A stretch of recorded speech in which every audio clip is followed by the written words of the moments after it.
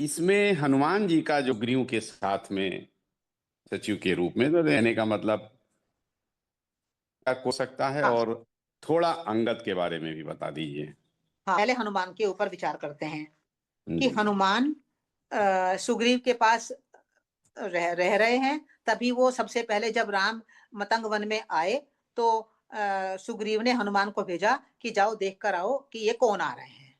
सुग्रीव तो डरा हुआ था कि ये कौन आ रहे हैं, तो हनुमान जी गए देखने, और हनुमान जी फिर राम और लक्ष्मण को अपने साथ लेकर आए। तो ये जो हनुमान यहाँ पर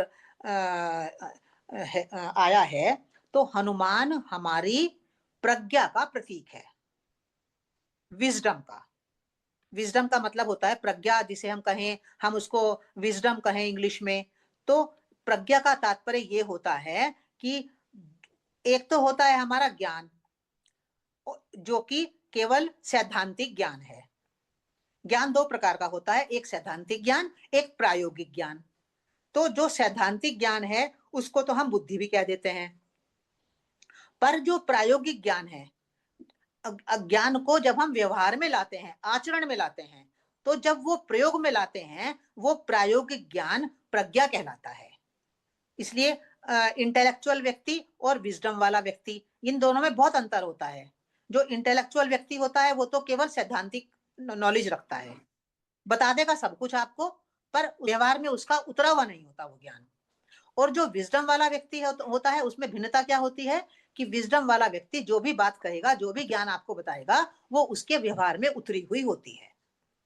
तो जो प्रैक्टिकल नॉलेज है वो है प्रज्ञा। तो यहाँ पर जो हनुमान है, पूरी रामायण में जो आगे पूरा वर्णन आएगा, वो प्रज्ञा के प्रतीक है, जिसे हम विवेक भी कह सकते हैं। विवेक का मतलब भी यही होता है। विवेक का मतलब होता है कि व्यक्ति केवल सिद्धांत की बात नहीं कर रहा है, व्यक्ति प्रैक्टिकल जो उसने समझा है उसकी बात कर रहा है। तो विवेकी व्यक्ति भी उसको कहते हैं, प्रज्ञावान व्यक्ति भी उसको कहते हैं। तो हनुमान है यहाँ पर सुग्रीव के पास जो सचिव है उसका, वो है प्रज्ञा, यानी ज्ञान के साथ प्रज्ञा भी विद्यमान है। क्योंकि ज्ञान का उपयोग कौन कर पाएगा सही रूप में, पूरी पूरी तरह से ज्ञान का उपयोग कब होगा? जब जब व्यक्ति प्रज्ञावान होगा, जब वो उसको प्रैक्टिकल में उतारने वाला होगा। देखो, ज्ञान मेरे पास है, मेरे पास ज्ञान है, पर प्रज्ञा एब्सेंट है मेरे भीतर, यानी कि मैं व्यवहार में ज्ञान को लाने की तो बात ही नहीं करती, मैं केवल सैद्धांतिक बात करती हूँ। तो जो सैद्धांतिक ज्ञान वाला होता है, वो जो सैद्धांतिक व्यक्ति होता है, एक्टिव प्रैक्टिकल कुछ भी नहीं करता, तो वो ज्ञान अगर उसके पास है भी बहुत सारा, तब भी वो उसका यूज नहीं कर पाता। ये तो हम सब जानते हैं ना अच्छी तरह जीवन में। मेरे पास स्वीकार शक्ति है, ये ज्ञान है, मैं आपको 10 बार बता चुकी हूं कि स्वीकार करो स्वीकार करो, पर मैंने प्रैक्टिकल में नहीं उतारा इस अपने ज्ञान को। मैंने प्रैक्टिकल में नहीं उतारा है, बस आप लोगों को बोलती रहती हूँ कि स्वीकार करो स्वीकार करो। तो जो सुग्रीव है वो डोरमेंट स्टेट में है अभी, वो अभी प्रैक्टिकल में उतरा नहीं है। तो वहां पर उन्होंने हनुमान को खड़ा किया है। हनुमान को इसलिए खड़ा किया है वहां पर सचिव बनाकर कि प्रज्ञावान व्यक्ति ही, संकेत किया है उन्होंने खड़ा करके कि प्रज्ञावान व्यक्ति ही हर प्रकार के ज्ञान को प्रैक्टिकल में लाता है, आचरण में लाता है। और आगे भी हम देखेंगे, जब कथा तो हमें मालूम है ही, पहले से ही मालूम है कि सुग्रीव स्वयं कुछ नहीं कर रहा है, हनुमान सब कर रहे हैं। तो हनुमान को करते हुए क्यों दिखाया है? क्योंकि वो प्रज्ञा का प्रतीक है। प्रज्ञा का प्रतीक यानी प्रैक्टिकल करने वाली प्रज्ञा है। और सुग्रीव सारा ज्ञान है हमारा हमारा कितने ज्ञान बहुत प्रकार का है। वो कितने सारे वानरों को भेजेगा सुग्रीव, गज गवय गवाक्ष तार, बहुत सारे वानरों के नाम आएंगे कथा में। तो वे सारी ज्ञान की शक्तियां हैं।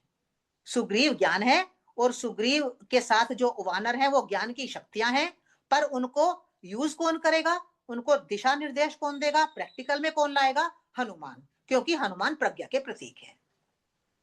तो एक बात तो ये हो गई।